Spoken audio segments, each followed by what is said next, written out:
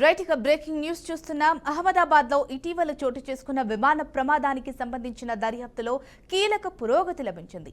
ప్రమాదానికి గురైన air India విమానానికి చెందిన బ్లాక్ బాక్స్ లోని సమాచారాన్ని air craft accident investigation bureau విజయవంతంగా డౌన్లోడ్ చేసింది. ఈ విషయాన్ని పౌర విమానయాన మంత్రిత్వ శాఖ ఒక ప్రకటనలో వెల్లడించింది. ఈ డేటా విశ్లేషణ ద్వారా ప్రమాదానికి దారితీసిన పరిస్థితులను ఖచ్చితంగా అంచనా వేయడానికి వీలవుతుందని అధికారులు భావిస్తున్నారు.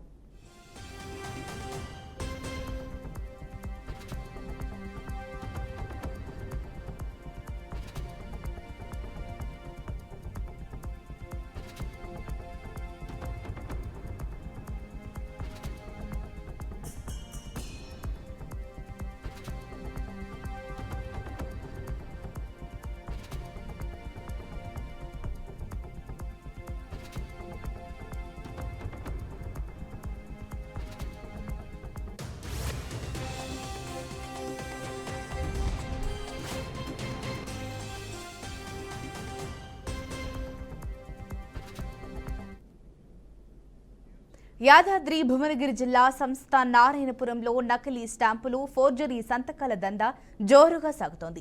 నకిలీ స్టాంపులు, గెజిటెడ్ అధికారుల సంతకాలను మీ సేవ, ధరణి నిర్వాహకులు ఫోర్జరీ చేస్తున్నారు.